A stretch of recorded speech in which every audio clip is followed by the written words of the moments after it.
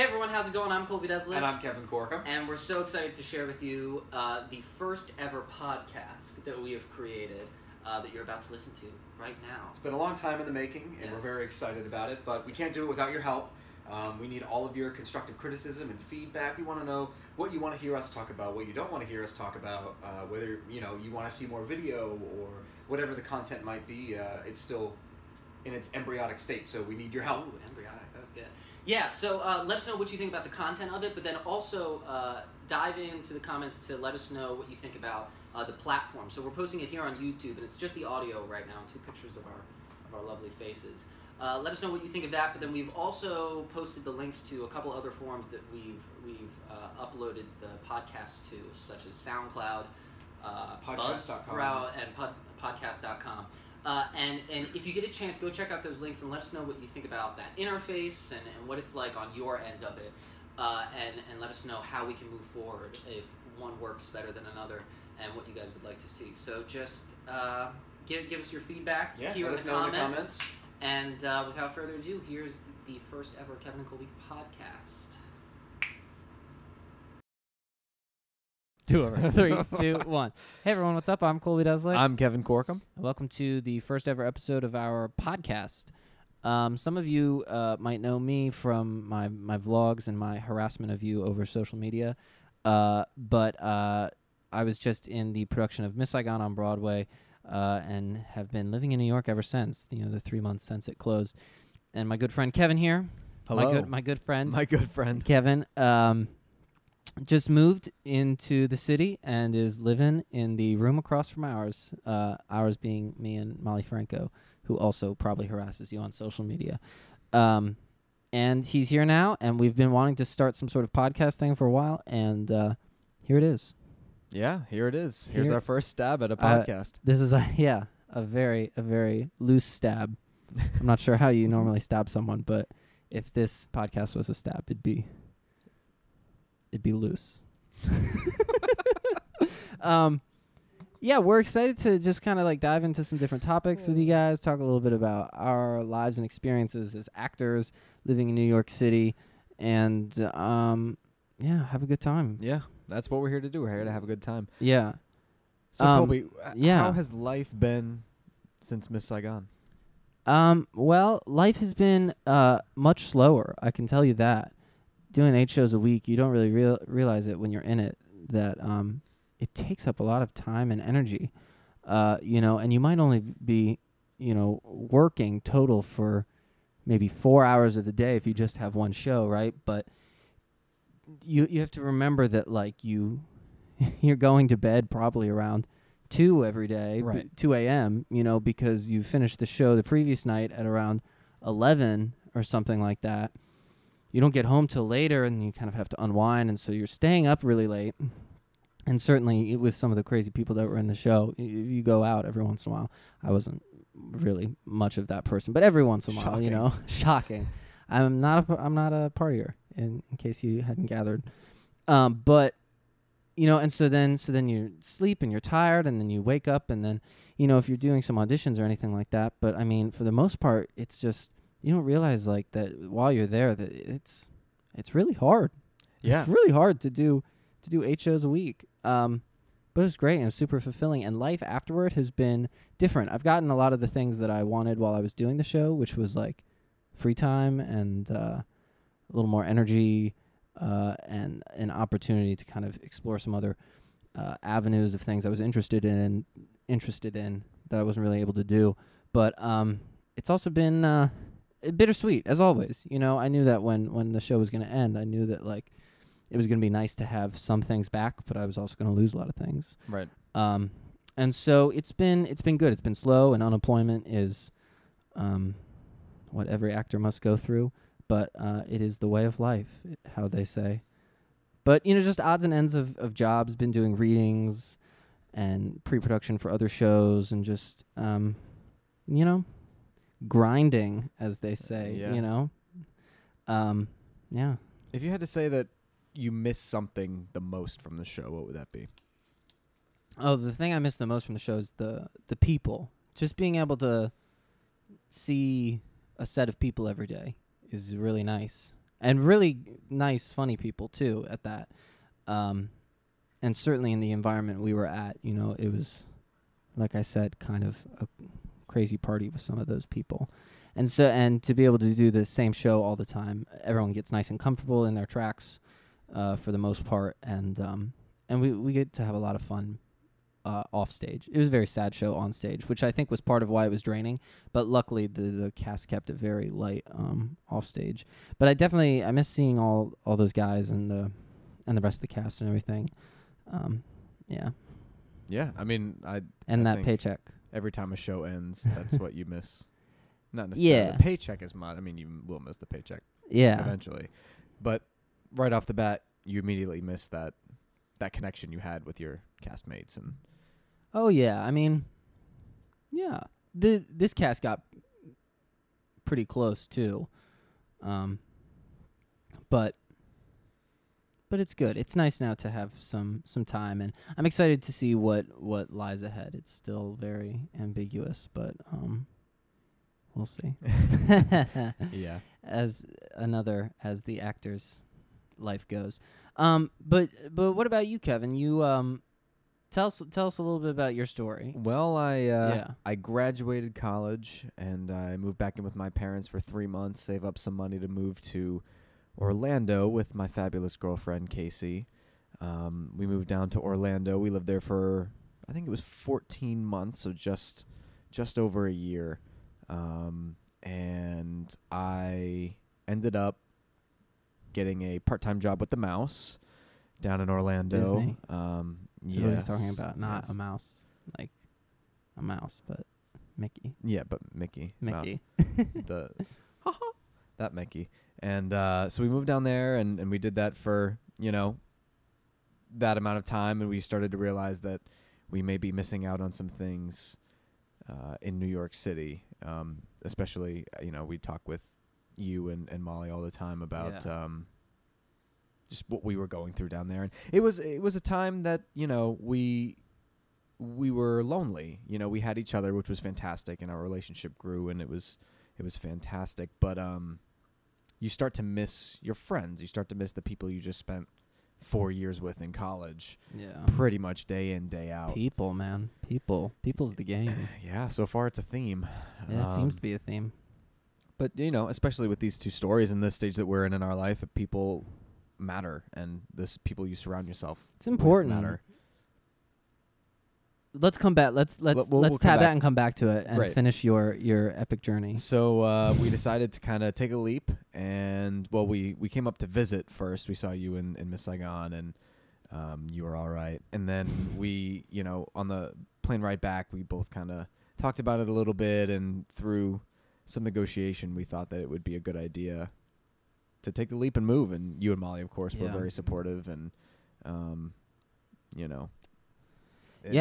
worked just out. Kind of how it happened. The pieces fell in place, and if I keep saying this, that if we didn't make the move now, we probably never would have. Sure. Because we loved it down there so much, but it so far has been fantastic. I mean, being able to tackle a new city and get a new job and all that kind of stuff. It's been fun, and it's been exactly, I think, what we needed at this point in our lives. Yeah, I'm sure a lot of people will want to hear your kind of initial takes with New York City, but I want to back up first.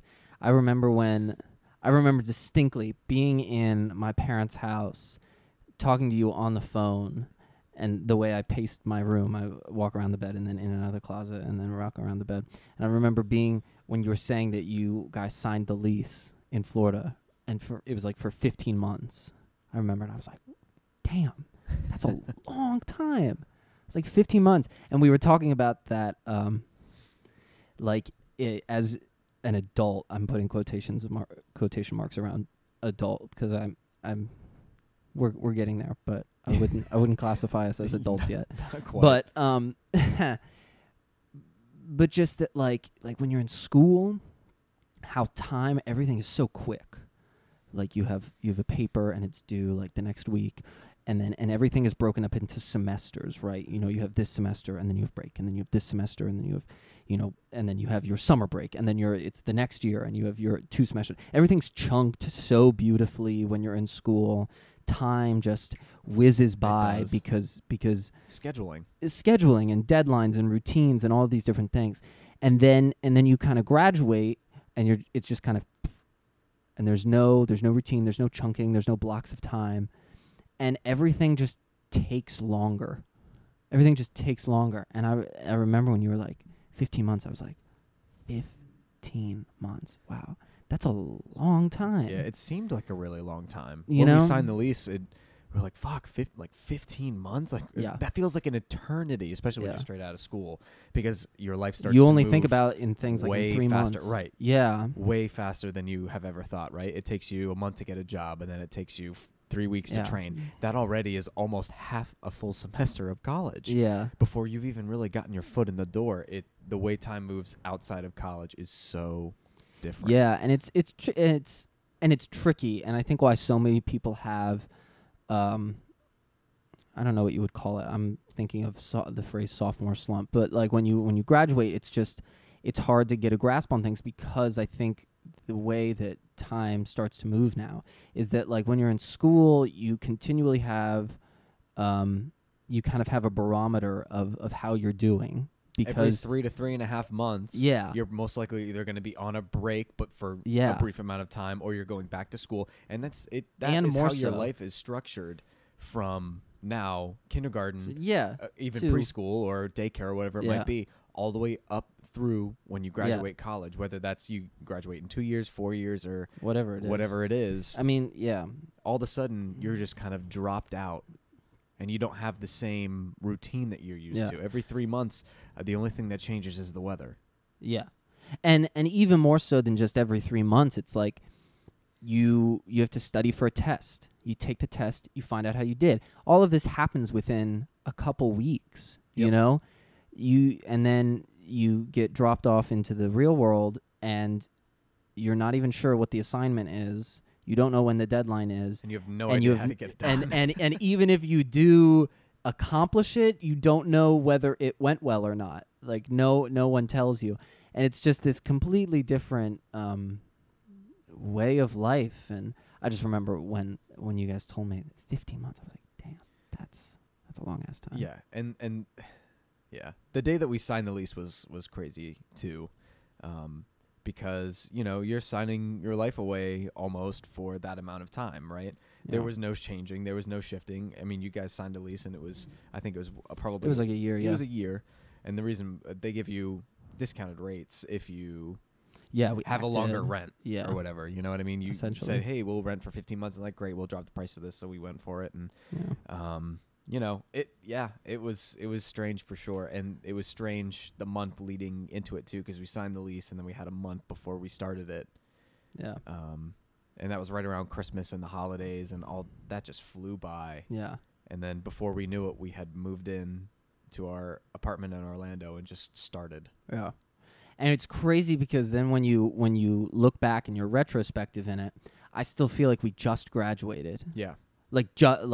I'm always so confused by seeing like who's a senior now at Ryder and who's now in the city. I'm just like, wait, what? We just graduated. Why is everyone gone? Everyone else graduating too? Because like in my mind, I'm like, okay, I did 4 shows or something like that. I did like a little summer stock. I did like a couple 3 months there, and then I moved here and I did Saigon for a year. But in my mind though, that it's like it's all compartmentalized. It's like, oh, it's just doing more theater, which is what we did at school. But when you really like count up the days, it's crazy. Yeah, well, that's the thing. Is you did Saigon for a year. And that seemed, when you look back on it, it probably seemed like it happened. Looking back on it, it seemed like it was a flash. Right.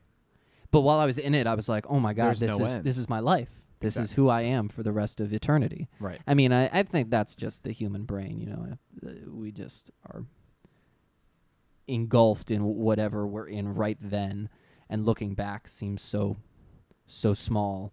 And looking forward seems so small, and we're just like in this bubble kind of the timeline, whatever time is. Illusion. Time is even a thing. Yeah, and so Yeah. Oh, so for those of you that don't know, Kevin and I, we roomed together in college all 4 years. 4 years. And they were all great. And so when he told me that they were moving to Florida, I was like, "Damn it, Kevin, that's not the plan." I remember lots of other long conversations that weren't about him signing his lease, but how was that experience for you? How was it helpful? And like, would you advise someone else to go the route that you went? Okay, there's a lot to unpack. That's a lot there. There's a lot to unpack. I'm going to start by saying I had a fantastic time in Orlando. I loved working for Disney. All of that was fantastic. And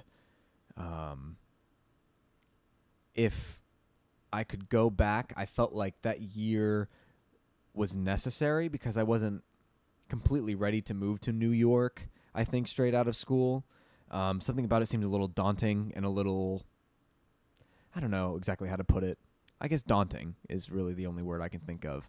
And Orlando seemed a little safer, mainly just, I'm from Florida. I know the area. I know a lot of people in that area. So it was safer for me. And Casey kind of felt the same way. She didn't want to move to the city either. So that kind of landed us in Orlando. And now you said, would I advise other people to do it? And I think absolutely. Like, when you're fresh out of school, you need to act on what you think is going to be right for you, because that first year when you're out of school is extremely, extremely difficult. Getting, thrown into the workforce. And if you're in musical theater, sometimes, not always in your field, right? I had to work at a restaurant. I did the daily grind and everything else in addition to being able to do some performing on the side. And, my daily life became in and out of a restaurant. And I would go to the restaurant. I'd wake up. I worked a lot of lunches and blah, blah, blah. So, I'd wake up in the morning. I'd eat my breakfast. I'd work. I'd come home. And then I'd have, 6 to 8 hours to do whatever I wanted, which was either go to the gym because Casey was working or our schedules were off or, so we jumped into the life of, someone who's in their 30s or late 20s, someone who's a little bit further along and just ready to kind of settle down and have a family. And we're not at that point in our lives yet. So we started feeling a little left out in certain ways because we weren't here in New York City and we weren't, other places. And we had friends down there who were fantastic and we saw as often as we could. But it just seemed like most of the time, I would say 95% of the time, it was just Casey and I, which was great. But we also felt like we made that jump away from our friends without knowing exactly the hole or the void that it might leave. So, but would I advise other people to do it? Absolutely. Especially if you have, a contract that you're going to be taking with one of the theme parks or something like that.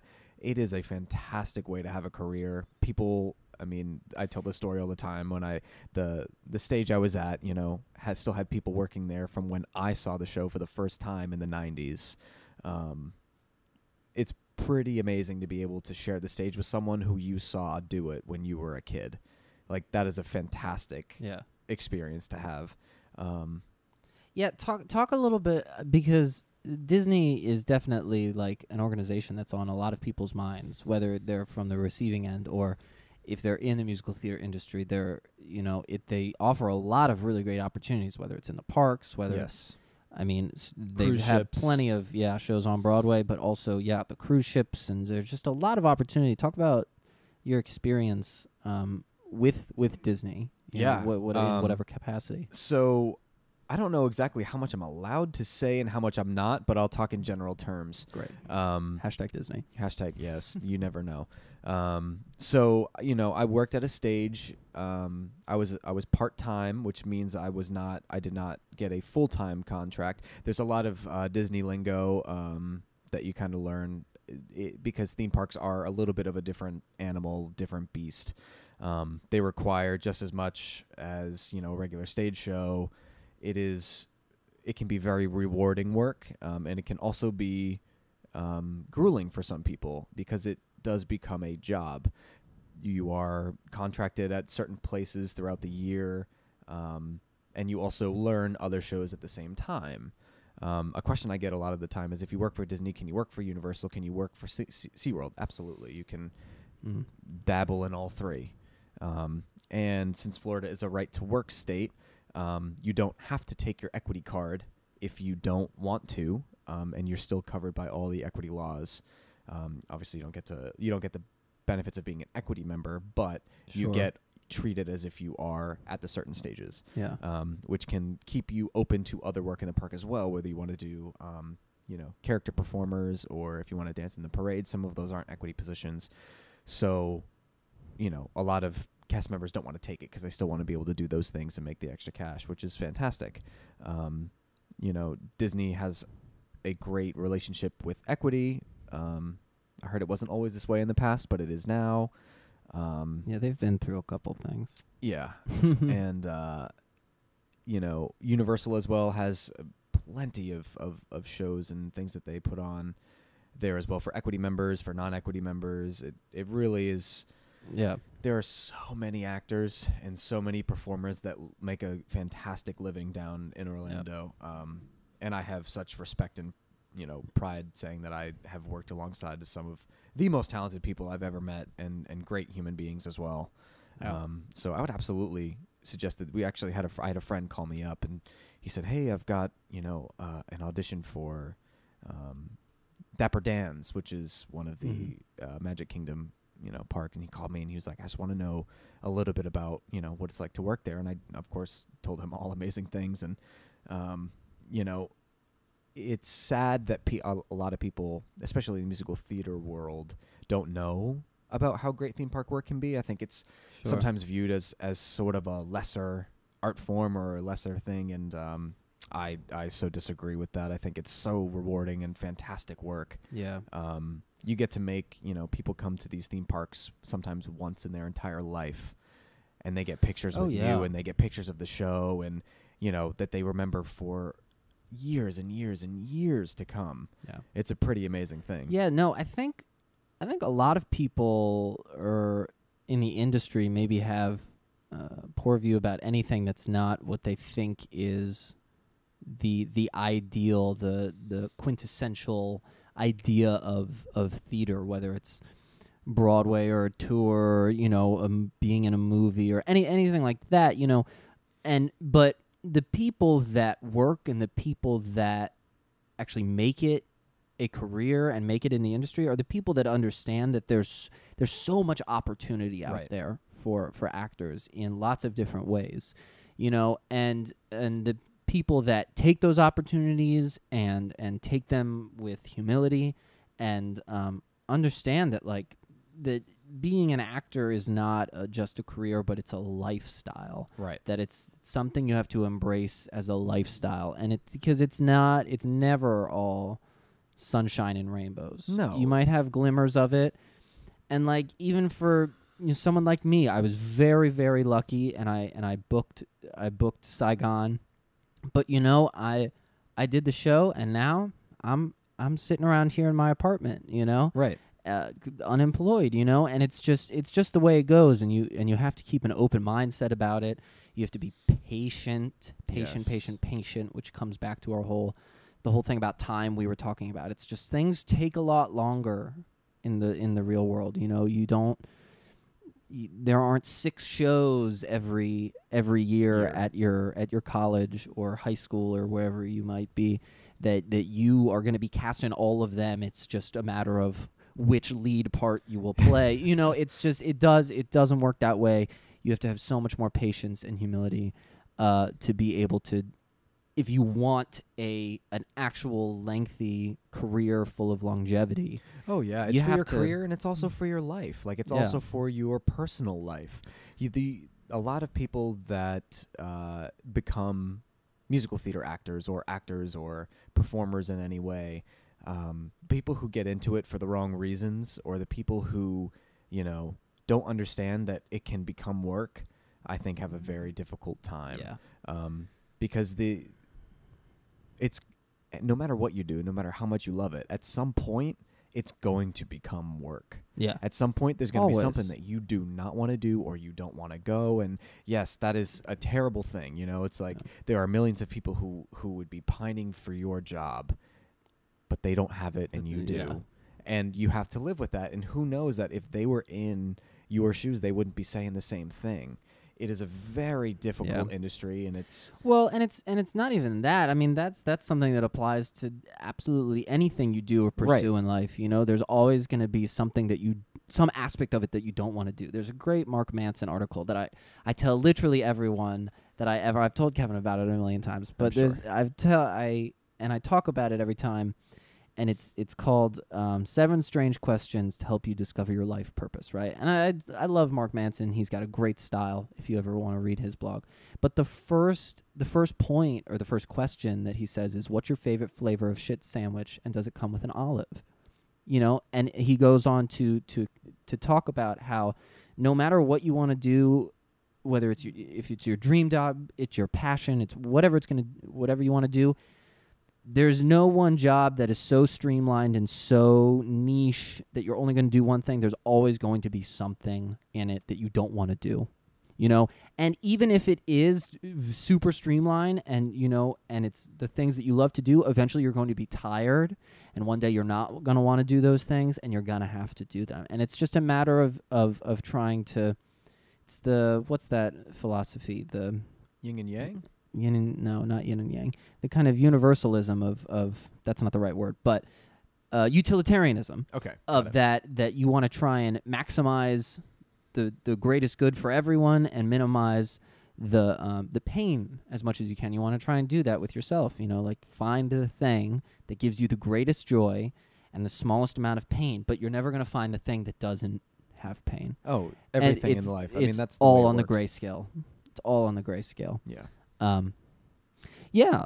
So you're at Disney, and then there's this infamous day for you that you come and visit New York City. Yes. And you have too good of a time because It's you're true. hanging out with me and Molly and all of our other friends that are in the city, and we parade you guys around because we know that this is our chance. Well, I didn't even know that you guys were coming. They surprised me. That's true. That's true.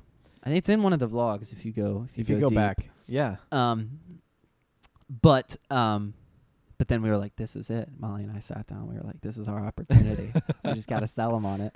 And so, yeah, we just had a good time. And I think the main thing is that it was the people, Yeah, exactly. And, I mean, it wasn't a hard sell going from just the two of you kind of in your apartment all the time, coming to New York City where there's stuff happening on every single corner and a million people that you can run into that I mean, certainly if you're once you're in theater, like the community is so small and you're going to run into someone everywhere you go. But yeah, what was that day like on your side? Because on our side it was just like, all right, let's just make it seem really great here. Yeah, I think we came in and we surprised you, and I think we saw the show that night. I think it was that right. night. Yeah, it might have right. been the night after. Regardless, we were hanging out with you guys, and here the apartment looked very different, but it was still the same. And it was just, it brought us back to being a little bit younger, I think. Yeah. It brought us back to being closer to college, feeling a little bit more like kids instead of having to take on this adult world with very little support from people your age, in the fact that you see, like, I see you every day. I see Molly every day. I see Casey every day. But we didn't have that necessarily, and that's something that people take for granted, at a certain point. Oh, yeah. In people's lives, they're like, okay, I don't need a roommate anymore. Like, I had someone at work the other day came in. He's like, I'm getting my own place. I'm moving to Astoria. I can't do roommates anymore. I'm too old. I think people hit that threshold. We have not hit that threshold yet. Nah, not even close. Not even close. So,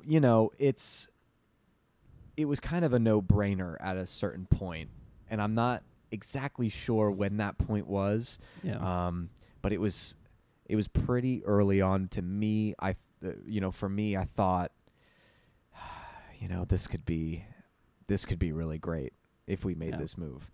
We knew it was going to be extremely difficult because of the logistics of moving to New York yeah. City and moving out of an apartment where, your parents gracefully left you, some furniture and things like that. And I had to sell it and do this. There were a whole lot of logistical things, but it has paid off dividends.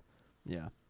Yeah, I mean, I think you got to go for that thing. And that's what I remember telling you when we were still on the fence. I remember when I was in St. Louis, I was on the phone with you during a break for on some show, and I was like, Kevin, we gotta live out some war stories before we're old bums that sit on the beach and talk about the war stories. We gotta do it first, and and so here we are. I don't know if we've made any war stories yet. We just sit around a lot of the time, but a lot of Rocket League, but a lot of Rocket League. That those can be our war stories. But at the very least, I mean, I think you're right. I think it's people. It always comes back to people. And I mean, whether it's the doing a show, whether it's from college, whatever it is, the support system that people offer are insane. The idea of synergy, that 1 + 1 is greater than 2. The idea that 2 people can come together and make something greater. It sounds like we're gonna have a child or something like that. But but just any sort of people or community or team.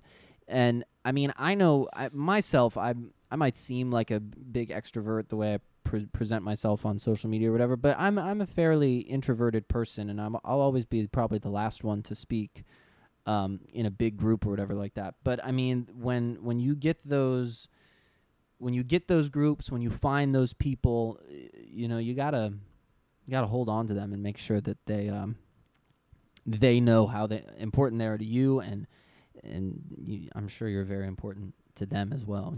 Yeah, and that very rarely is it not reciprocated in that sense, especially at this point in our lives. I think going through college, we really found those people, especially towards the end of junior and senior year. It all kind of clicks. Yeah, you find your tribe. You stop having to, search for friends. They're there. Yeah. And, most of them have known you from the beginning. That's a crazy idea, too, that their friends are just there, Yeah. And it's something that can so easily be taken for granted, because when you're there, it just seems so obvious. And we knew that too. Towards the end of senior year, we started guessing what we'd miss most about college, and it was mainly seeing everybody every day. When you walk down campus and you can wave to 5-6 people when you walk from one side to the other. It's that sense of community that you miss, and that's what you end up missing outside of it as well. It's so weird, like, this sounds dumb to say, but the older I get, I'm 24, but like the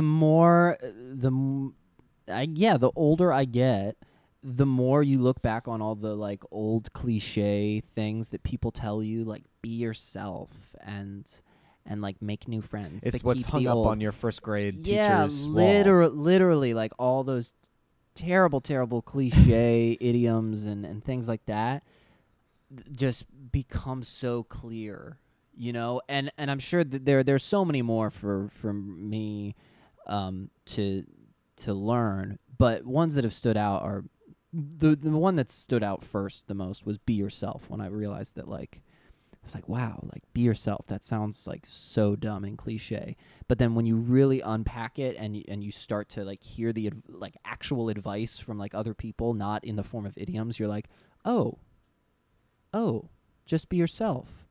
Oh, duh. Right. Like, people have been saying this time? For so long, and then I'm like, oh, okay. And then it reframes the entire way you like live your life, or for me it was the way I like produced content or anything like that.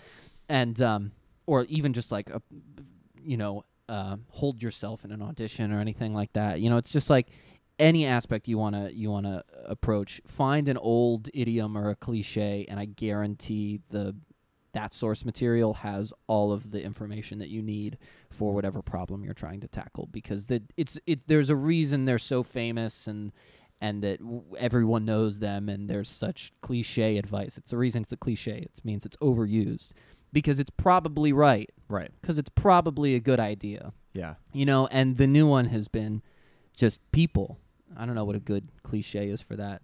maybe make new friends. That's probably not right. I don't. But I'm sure there's one out there. No you know, new friends. No new friends. But you know, I'm sure someone leave a comment if there is a comment section in wherever this is posted. Yeah, if we're missing it, let us know. If we're missing it, let us know. But just that idea that like people are very important. They're at the center of everything.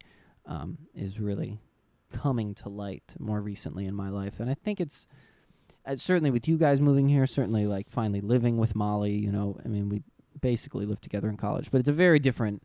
It's still very different. Like spending a lot of time together is one thing, but living together is something completely different, and that is probably a topic for an entire other podcast. But where we're at, we've done about a half an hour. That's not bad. That's not too bad. Well, folks that are listening with your ears to our voices, let us know how we did for our first podcast. This was the first. What do you want to hear more of? What do you want to hear less of? What did we say too much? What did we say too much? Yeah. Probably did we say like a lot? I bet. Like did we like say like a lot? Like I don't know. Like did we like say yeah, leave.